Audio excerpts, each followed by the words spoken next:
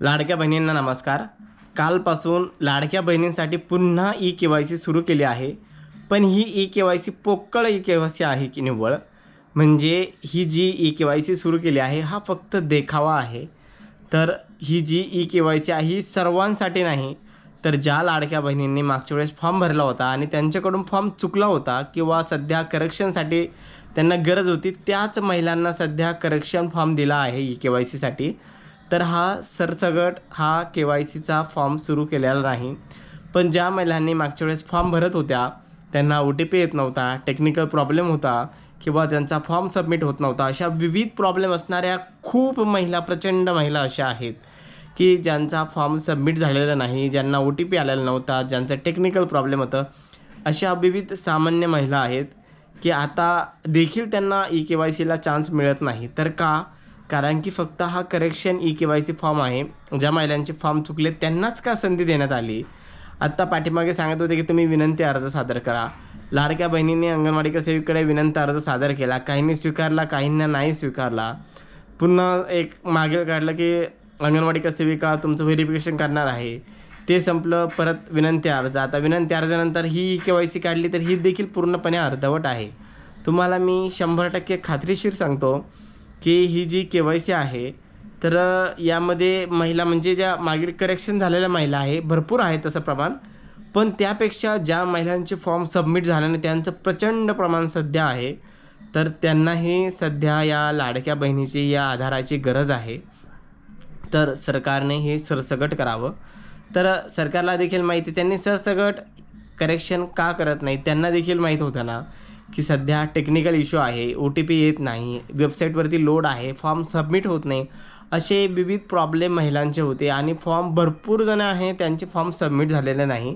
तर मागच्या वेळेस जेव्हा ई-के-वाय-सी संपली होती आणि लाडक्या बहिणींचे फॉर्म म्हणजे त्यांचे पैसे आलेले नव्हते, तेव्हा ज्या लाडक्या बहिणी आपल्या चॅनलशी कनेक्ट आहे, तर मी प्रत्येक वेळेस तुम्हाला सांगतो की जोपर्यंत लाडक्या बहिणी एखादा पाऊल उचलत नाही, काही करत नाही, आरडाओरडा करत नाही, त्यांचा आवाज उठवत नाही, तोपर्यंत सरकारला जाग येत नाही.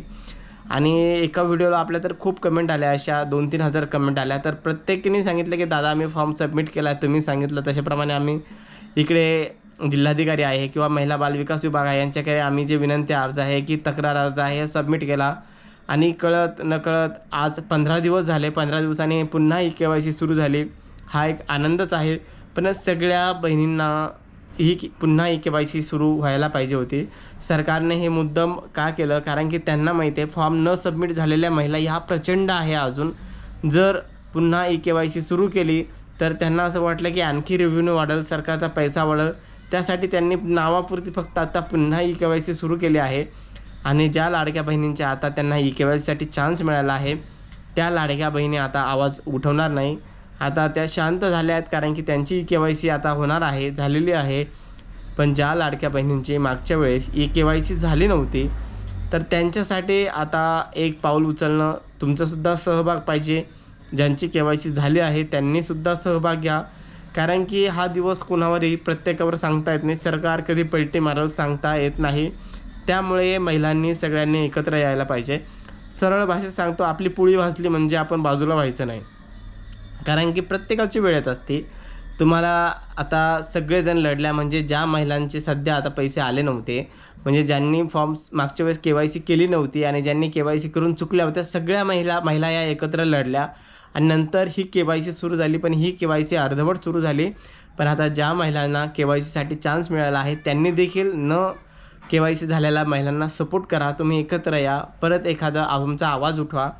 आता तुम्ही काय करायचं, ज्या लाडक्या बहिणींच्या आता तुम्हाला चान्स मिळालेला नाही, सरसकट एक मेसेज येतो आहे की इरर हा आधार क्रमांक ई-के-वाय-सी दुरुस्तीच्या यादीत नाही, म्हणून असा एक मेसेज येतो आहे. जर आपला आधार कार्ड आपण टाकलं तिथे के-वाय-सी करायचं तर तुमचा आधार क्रमांक दुरुस्ती यादीत नाही, असा सरळ एक मेसेज दाखवतो आहे. तर आता लाडक्या बहिणींनो काय करायचं, मी तुम्हाला आता एक छानसं, जसं मागच्या वेळेस ॲप्लिकेशन 2-3 वेळेस करून दिलं, तसं तुम्हाला एक छानसं ॲप्लिकेशन फॉर्म तयार करून देणार आहे. तो तुम्ही घ्यायचा, आपल्या जवळच्या महिला बाल विकास विभागाला जमा करायचा आणि इथे ओ-सी घ्यायची. ज्या महिला शहरामध्ये राहतात त्यांनी जिल्हाधिकारी जा, मुख्य बालविकास विभागात जा, तिथं तुम्ही जमा करा, फॉर्म सबमिट करा आणि त्याची ओ-सी घ्या. जेव्हा ही बाब लक्षात येईल ना वरती, तेव्हा ते सुरू करतील. कारण की सध्यावरती मुद्दा काय गेलेला आहे की खूप साऱ्या लाडक्या बहिणींचे करेक्शन आहे, त्यांचे हो नाही, नाही होमध्ये गोंधळ झालेला आहे.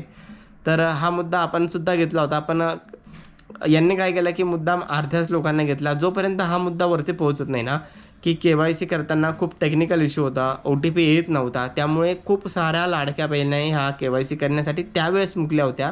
आत्तासुद्धा त्यांना तुम्ही चान्स द्या. तर हा देखील एक निवेदन मी तुम्हाला लवकरच तयार करून देणार आहात. आणि तुम्ही जर आपल्या चॅनलवरती नवीन असाल तर चॅनलला सबस्क्राईब करून ठेवा. म्हणजे येत्या 1-2 दिवसात तुम्हाला लगेच मी फॉर्म सेंड करतो व्यवस्थित करून. तुम्ही तो फॉर्म घ्या, तुमच्या नावासहित तुम्ही तो महिला बालविकास विभागाला द्या आणि त्याची OC घ्या.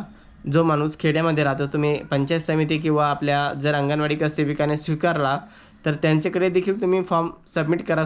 तुम्ही सांगा की ते वर सबमिट करा म्हणून. तर अशा पद्धतीने तुम्ही विनंती अर्ज सुरू करा. तर नक्की तुम्ही चॅनलला सबस्क्राईब करून ठेवा, म्हणजे येणारे व्हिडिओ तुम्हाला लगेचच मिळतील. धन्यवाद.